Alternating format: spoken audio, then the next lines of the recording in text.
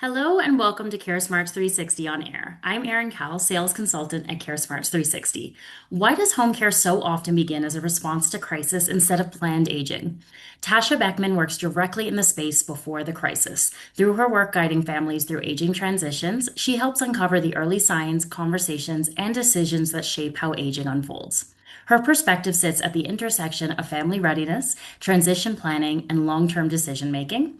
In this episode, she explores how home care providers can better understand the pre crisis journey of aging and how early awareness can fundamentally change outcomes for caregivers, families, and agencies.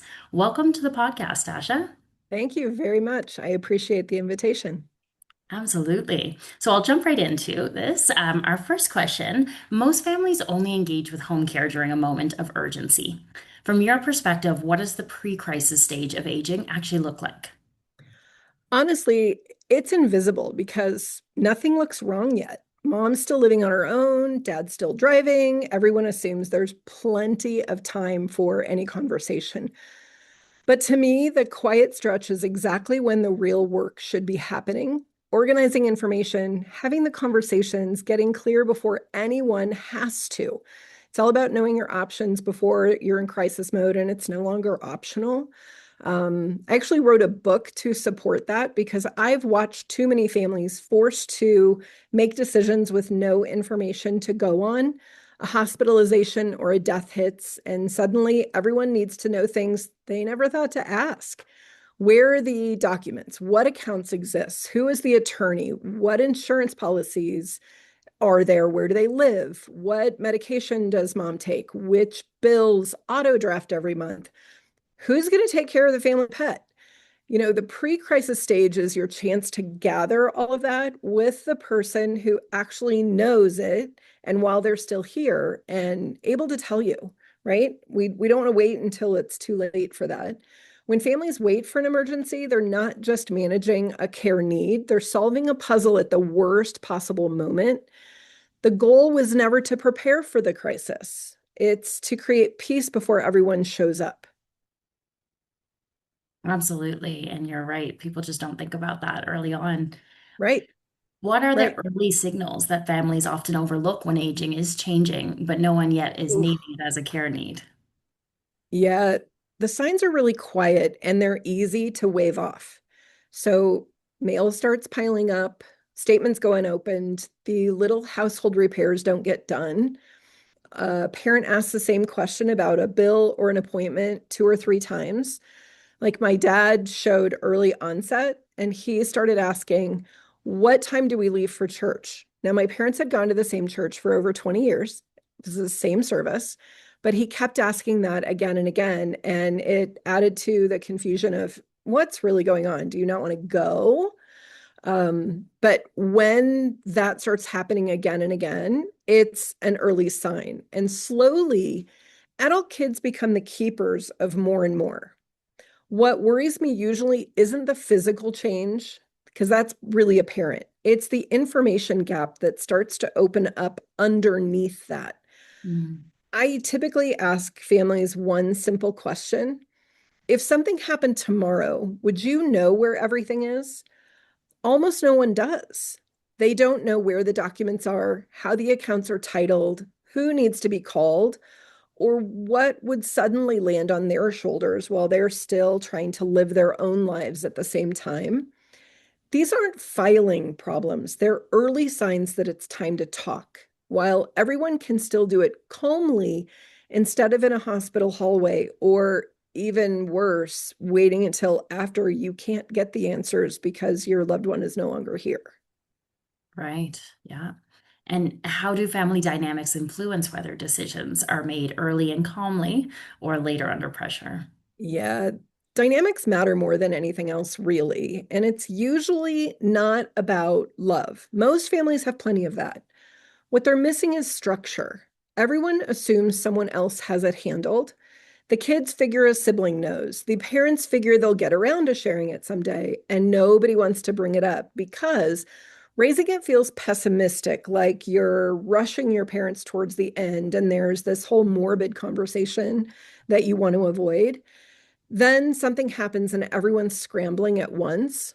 Part of what I built my book around was to take the emotion out of the logistics, to give families a neutral place to have conversations they keep avoiding. Instead of what happens when you die, you can ask, where would you want us to look if we ever needed to find things? Mhm. That small shift changes the whole tone and improves the family dynamics because then there is peace around the whole story. Families who talk early aren't dodging the hard moments. They're just making sure that when those moments come, there's less confusion, less conflict, and a lot less stress piled on top of the grief. All family members will be on their own roller coaster at different times. And the more you can pre plan to have those conversations, the less the roller coasters really impact those family dynamics that have always been in play. Absolutely. And agencies often talk about care delivery, but not enough about decision readiness. So, what does readiness for care actually mean in real terms? To me, it's a lot more than being ready to hire a caregiver. It means ready for life to change. A lot of Mhm. people avoid change. I'm actually fascinated by change. I have a master's in change management, in fact. Mhm. But most people really don't know what change means. So, really, at the high level, does the family know where the legal documents are? Are the accounts organized? Is there healthcare directive? Do the kids know who the trusted advisors are? Are the passwords, the insurance info, the medications, the emergency contacts written down somewhere where they can find them? Because one of the hardest things families go through truly isn't the caregiving itself. It's hunting for information when they're already stretched thin, trying to manage everything else. Mhm. Readiness to me means there's a roadmap. When the information is organized and easy to reach, families get to spend their energy on each other instead of digging through drawers or guessing what their loved one would have wanted. That's the whole reason the book and other tools exist, is to help families move through these transitions with clarity instead of chaos. Absolutely. The roadmap, I like that response. Absolutely. It makes a lot of sense. And as technology and AI become part of home care operations, where do you see the biggest opportunity to support earlier intervention and better planning without losing trust? I think AI's real gift is helping families see risks before they turn into emergencies. It Mhm. can pick up on shifts in routine, missed appointments, medication patterns, changes in how someone communicates, the early signals that more support might be needed. But I'm just as excited about AI's potential to help families get organized. Picture a system that helps you inventory the important documents, nudges you when a legal update is due, or helps to keep track of accounts and care preferences, and then safely holds the information that loved ones will eventually need. The information has always existed. The problem has been getting to it when it matters. So, one thing that I'd hold on to is trust comes from people, not software. Technology should support the human conversation, not stand in replacement of it. The future I want isn't AI making decisions for families. It's AI helping families walk in prepared for the decisions they'll have to make themselves. And looking ahead to 2026, what should home care leaders change in how they engage families during the early stages of aging to reduce those crisis-driven care transitions? I'd love to see leaders step into the role of educators and planning partners, not just service providers. Mm. Families need guidance long before they need care. The conversation can start with questions that feel almost unrelated to home care. Do you know where those important documents are? Have you talked about where you'd want to live down the road? Do your kids know your financial and legal advisors, who they are, how to reach them? Would anyone really know how to manage your affairs if something happened tomorrow? These I know sound like estate planning questions, but they're directly tied to how a care transition team can help you go down the path. The Mhm. families who can actually answer them move through change with steadiness. The ones who can't end up in crisis mode. And by then, the calm, thoughtful decisions just aren't on the table anymore.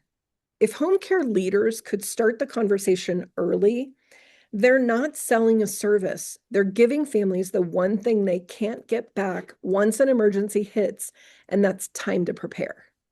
Mm, certainly. Absolutely. Well, thank you so much, Tasha. This was so helpful and Absolutely. actionable. And to all of our listeners, thank you so much for tuning in to CareSmartz 360 on air, and we will see you again shortly.